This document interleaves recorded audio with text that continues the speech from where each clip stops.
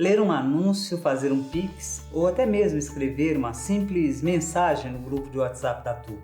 No Brasil, ainda existem milhões de pessoas não alfabetizadas e que não conseguem realizar tarefas como essas. E esse é um problema social que não afeta apenas a população idosa. Como vocês podem ver nesses dados do Censo Demográfico Brasileiro, o índice de jovens e adultos não alfabetizados também é bastante elevado. Outro desafio bem alarmante da nossa realidade é que milhões de brasileiros e brasileiras não terminaram a educação básica. É quase metade da população de todo o país. A maioria não terminou nem mesmo o ensino fundamental. E se ampliarmos esse recorte para pessoas ainda mais jovens, de 15 a 29 anos, nós encontramos cerca de 9 milhões de brasileiros e brasileiras neste contexto de não conclusão da educação básica. É partindo desta premissa que queremos contribuir com a reflexão sobre a educação de pessoas jovens, adultas e idosas, a EJA, nessa nova temporada do programa E aí, Professor? Nosso objetivo é conversar com você que trabalha com educação em uma perspectiva colaborativa, para avançarmos nas nossas práticas emancipadoras, reforçando, hoje e sempre, que a educação é um direito fundamental na redução das desigualdades sociais e na melhoria da qualidade de vida, individual e coletiva.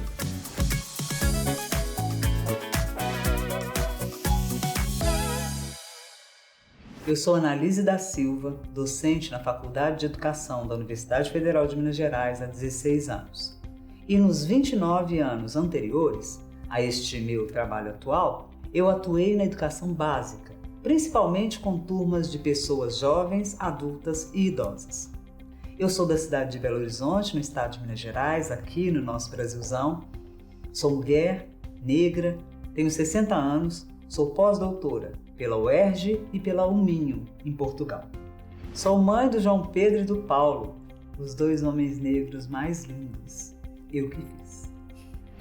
Eu trabalho com aulas de didática das licenciaturas, teorias pedagógicas, história das juventudes e didática da educação de pessoas jovens, adultas e idosas, com pesquisa, atividade de extensão. Em síntese, eu trabalho com EJA. Mas o que é EJA? É o direito previsto na Constituição, conquistado por meio de uma luta histórica para que pessoas com 15 anos ou mais de idade que não tiveram direito de se escolarizar quando elas eram crianças e adolescentes possam estudar agora, porque elas são jovens, adultas ou idosas. E quem são as pessoas que têm esse direito? São sujeitos diversos. São milhões de pessoas lesadas em seu direito constitucional à escolarização, segundo o IBGE. As pesquisas ainda indicam que as pessoas estudantes da EJA trabalham como extrativistas, cantineiras, lavadeiras, como foi minha mãe, faxineiras, motoristas de aplicativo, entregadores, ambulantes, domésticas, como minha avó materna, diaristas, tomadoras de conta de carro, pedreiras, como foi meu pai, camponesas, como minha avó paterna, profissionais do sexo, caminhoneiros. Outra grande parcela é de pessoas desempregadas, que estão em busca de oportunidades de trabalho ou inativas no mercado. Neste contexto, eu chamo a atenção para as mulheres que se dedicam aos cuidados com a família, como um grupo social bastante vulnerabilizado, em que a busca por trabalho se torna ainda mais difícil pela não conclusão da educação básica. Muitas delas são idosas, outras são jovens que ainda não tiveram seu primeiro emprego formal, mas que possuem em comum a ausência da alfabetização ou a não conclusão do ensino fundamental ou médio. E como conclusão e como consequência, elas sofrem com a exploração da sua mão de obra. Agora, preste atenção na realidade que esse dado ainda impõe sobre a educação brasileira. Dos quase 70 milhões de pessoas com 18 anos ou mais sem concluir a educação básica, apenas 4,2% estão frequentando a escola. Isso nos leva a interpretar que todas as pessoas que tiveram seu direito à educação negado quando eram crianças e adolescentes continuam tendo negado agora que são jovens, adultas e idosas. Nesse sentido, nós não podemos definir essas pessoas como coitadinhos e nem como clientes, são sujeitos de direitos da EJA. Porque se eu reconheço que a EJA não é benesse, não é favor, não é caridade, não é irregular, não é anormal, não é imprópria, como é que eu posso dizer que os sujeitos de direitos dela não estão na escola na idade certa? Na idade normal? Na idade regular? Ou na idade própria? Porque a Constituição garante a escolarização como um direito gratuito. Logo, esse conceito não pode se pautar na falta. A EJA precisa ser reconhecida como educação destinada às pessoas que possuem direitos, dentre eles o direito à educação escolar. Essa é a essência da educação de pessoas jovens, adultas e idosas, que vai além da aparência e que encontra a essência do direito humano.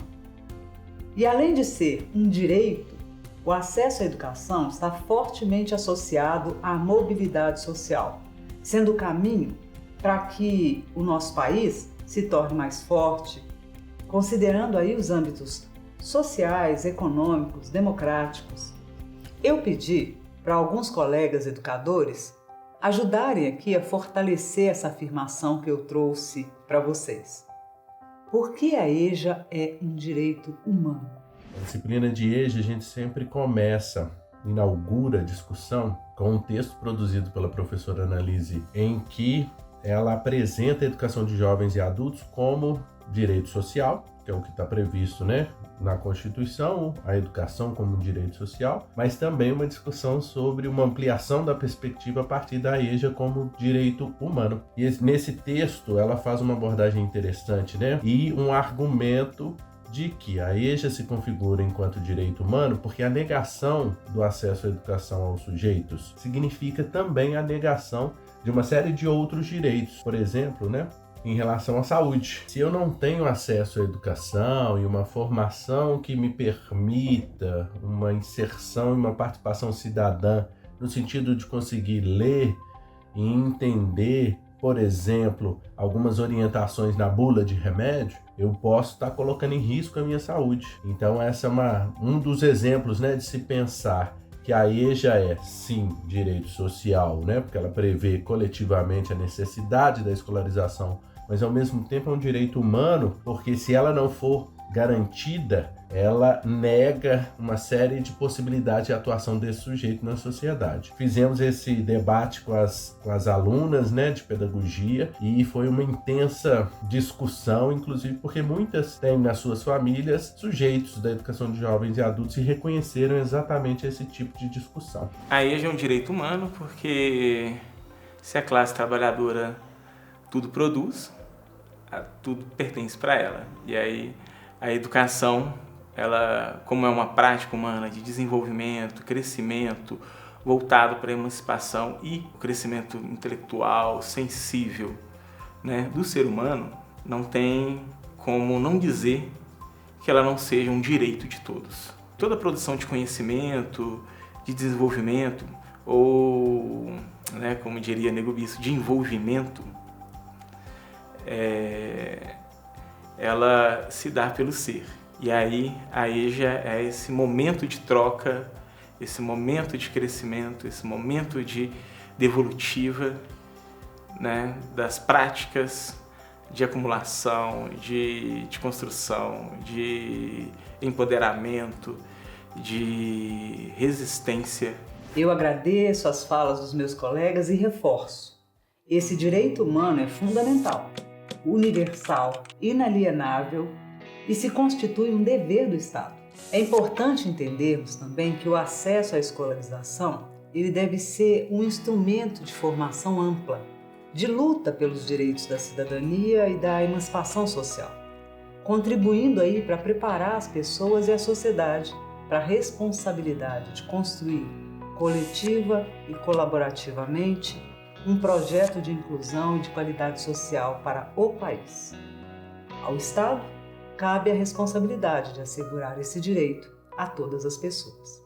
E a cada cidadão e cidadã, cabe exigir uma educação de qualidade social, democrática, gratuita, inclusiva, laica, pública, universal e que se contraponha a todas as formas de discriminação, preconceito e ódio.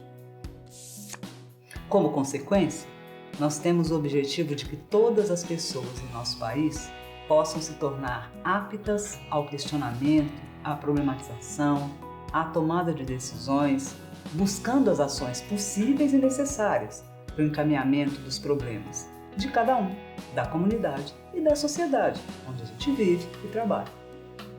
A educação nessa perspectiva dirige-se ao ser humano integral, considerando todas as dimensões de sua relação com o mundo, inclusive com o mundo letrado.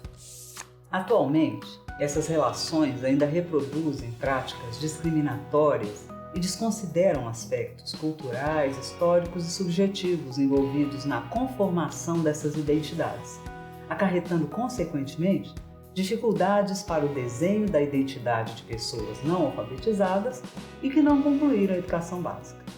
Eu vou chamar aqui a Nilma Coelho, que é advogada e pesquisadora da EJA, para falar sobre o contexto discriminatório que a pessoa estudante da EJA ainda encontra na sociedade atualmente. As pessoas estudantes da EJA encontram-se ainda hoje mergulhados num contexto discriminatório, tendo em vista que essas pessoas são atravessadas por diversas discriminações modernas, do etarismo às questões de gênero, passando pela homotransfobia, misoginia, racismo e questões de classe. Embora tenhamos hoje uma legislação que ampara e protege as mulheres, com a Lei Maria da Penha, uma legislação do nome social, uma legislação que há muito colocou racismo como crime, essas garantias ainda não atingiram por completo as pessoas da EJA. Ainda vivemos uma compaixão seletiva em que, no jogo antropocêntrico, alguns são mais humanos que outros. Por isso, o aforismo, direitos humanos para humanos direitos. Sabemos muito bem o que significa, o que são considerados humanos direitos. Aqueles que não transgridem a norma, o que está prescrito. Transgride a norma todos, todas e todes que não vivem conforme a prescrição do branco, hétero, machista, patriarcal. Todos esses são considerados corpos abjetos, dos quais não são passíveis de luto. As pessoas da EJA, em pleno século XXI, encontram-se foracluídas da sociedade. Por isso, a formação de profissionais da educação, como você, que podem atuar na EJA, precisa considerar esse desafio social que apresentamos aqui. Na busca por uma escola inclusiva e uma escola que tenha uma educação vista como direito de um sujeito reconhecido como possuidor desse e de outros direitos. A EJA é, portanto, um direito humano. Humano porque quando ele é negado ao sujeito, outros direitos também o são. E o gozo da educação potencializa e viabiliza a prática de outros direitos. A educação escolar é um instrumento fundamental para o desenvolvimento econômico, social, cultural e político do nosso país e do nosso povo e de cada sujeito. No próximo episódio, nós vamos conversar sobre como é que pessoas educadoras da EJA podem contribuir com o fortalecimento da consciência e com o aprendizado sobre 3 pilares básicos da vida dos educandos da EJA: saúde, trabalho, alimentação. Eu agradeço muito a sua companhia e te convido a compartilhar esse episódio que está disponível de forma gratuita na Globoplay com outra pessoa docente da EJA. Refletindo juntos, a gente pode atuar na construção de uma sociedade justa. Combinado? Um abraço, até o próximo episódio. Sigamos!